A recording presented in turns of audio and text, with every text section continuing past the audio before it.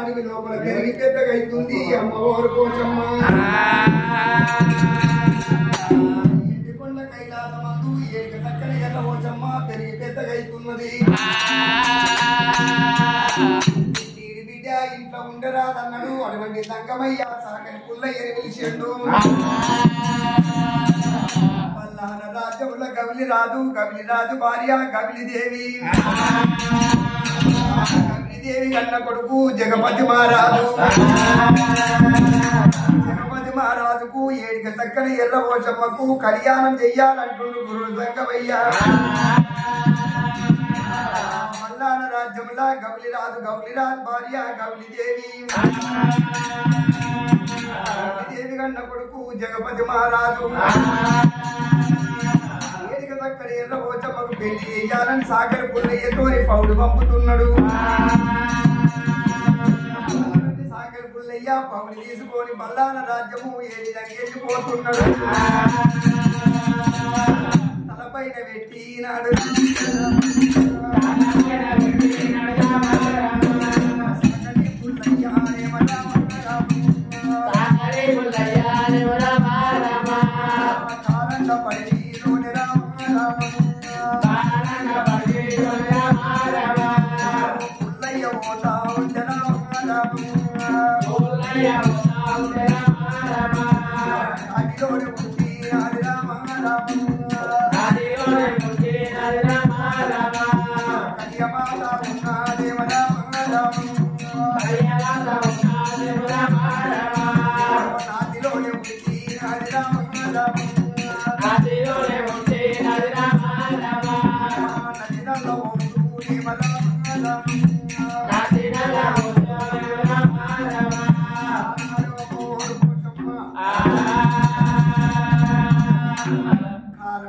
లోపల కట్టెల మోపు కట్టింది, తల పైన పెట్టింది, ఆ చోట ఆవుల మేపుతున్నది. వీళ్ళ పొయ్యేది దాని లోపల సాగర పుల్లయ్య పౌడి తల పైన పెట్టుకొని పోతున్నాడు. పోచమ్మను చూసిండు, ఏమిరా అద్దాన పడిని లోపల ఒంటరిగా ఒక్కతే ఉన్నది. తీసుకొచ్చిన పౌడి తీసిండు, గుండు పైన పెట్టిండు. లేరు, దంట మనసు లేడు, ఒంటరిగా ఒక్కటే ఉంది. పోషం వెంబడి పడ్డాడు. పోషమ్మకు వీళ్ళ మాతో నా పేరు మీద మా నాయన సంగమయ్య ఏడికి చక్కని ఎర్ర పోచమ్మని చేసిండు. ఎర్ర పోచమ్మకు జగపతి మహారాజుకు పెళ్లి చెయ్యాలని పౌడు పంపిస్తున్నాడు. కొనదాగని ఈయనన్నది, పౌడి తీసుకుపోని ఈయనన్నది. సాగర పుల్లయ్య ఎవ్వలేరు, అడిగి లోపల ఒక్కతే ఉందని ఎంబడి పడ్డాడు. ఎంబడి పడ్డప్పుడు వీళ్ళమ్మ ఊరు పోచమ్మ ఈయన తమ్ముడా పోతరాజని ఏడుకుంటున్నది. 3 పుట్ల గజ్జల్లాగా 30 వీరగోల బుధం పైన పెట్టుకొని తమ్ముడు పోతరాజ గలగల గలగల గంటలు మోగుకుంటా వచ్చినప్పుడు తమ్ముడా పోతరాజా ఈ సాగర పుల్లయ్య మాత్రం ఈనాడు పట్టి ప్రాణం తీయమన్నది. అఘోరమైన కోపానికి వచ్చిండు. ఒకవేళ పలపల పలపల ఈనాడు దొక్కల వల్ల కలిగిండు. సాగర పుల్లయ్య మాత్రం ఈనాడు ఒకవేళ సాగర పుయ్యల బుద్ధాన మాత్రం రక్తం తాగిండు. వీళ్ళ పొట్ట వలగ తీరేటప్పుడు పోచమ్మ ఒర్వ మీద సాగర పుల్లయ్య రక్తం చుక్కలు పడ్డాయి. తమ్ముడా పోతరాజా శాంతి చేయమన్నది. సాగర పుల్లయ్యను మరణం చేసిండు, బుద్ధార రక్తం తాగిండు. ఒక వీళ్ళ నా ఒటువంటి ఒంటి మీద ఒలవ మీద రక్తం చుక్కలు పడ్డాయి. దీన్ని శుద్ధి చేసుకురమ్మన్నది అమ్మమ్మోరు పోచమ్మ. అప్పుడు వీళ్ళ పోతరాజు తలపైన ఒలవ పెట్టుకొని పోచమ్మది ఆనాడు సట్టేడు సముద్రంలో ఒడ్డుకుపోయిండు. మరి బండకేది ఉతకకుండా ఒకవేళ మాతవు కాలికేది నలవకుండా అని చేయి లోపల మంత్రం చేసిండు, మొక్కాళ్ళ మీద ఉతికిండు. మీద పడ్డ రక్తం చుక్కలు పోతలేవు.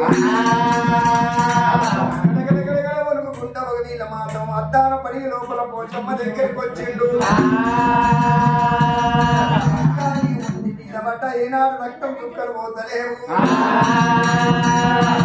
వీళ్ళ మాత్రం ఎట్లా పోవాలంటే తమ్ముడా ఎవరు చేసే పని వాళ్ళే చెయ్యాలన్నది పుల్లయ్య లేపుమన్నది పోషమ్మ పోతరాజుతోనైతే లేదు అటువంటి పోచమ్మ వీళ్ళ కోటి బండారు పట్టింది 750 ఇళ్ళలు పట్టింది నాయన జంగమయ్య అమ్మ పార్వతమ్మ వీళ్ళ మాత్రమే నాడు కోడిపానం ఉన్నమా నీ మరొకటి సాగల పుల్లి లేపింది పోచమ్మ ఇప్పుడు వీళ్ళ నా ఒలవ వెండిక రమ్మంటే సాగర పుల్లయ్య వాత ఒలవ వెండినప్పుడు రక్తం చుక్కలు మాయమైపోయినాయి అటువంటి పోచమ్మ ఒలవ కట్టుకుంది ఎవరు చేసే పని వాళ్ళే చేయాలి కలియోగం మీద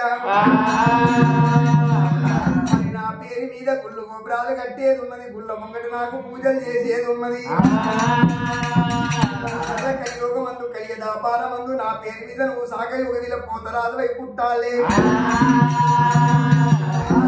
వీళ్ళ మాత్రం మా నాయన నన్ను తీసుకొచ్చి 1,000 గుంటల దాపురాను ఎత్తేసి నా పేరు మీద 7 చక్కని ఎర్రపోచమ్మని చేసాడు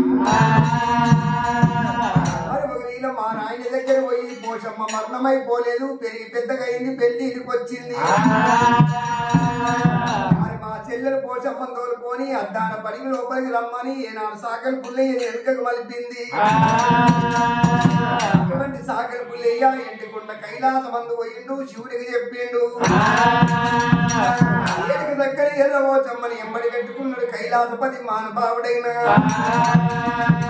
అద్దాన పడిలోనే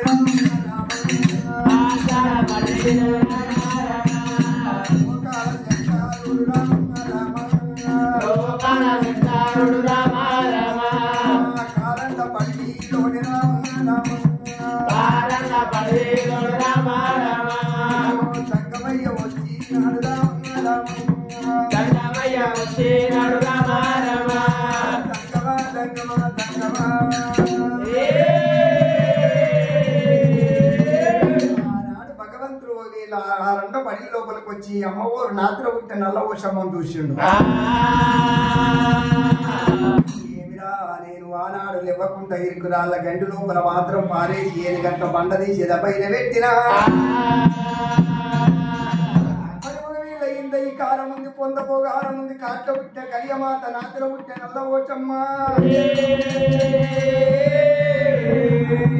సాగు పుట్టలేదన్నది అమ్మవారు ఓషమ్మ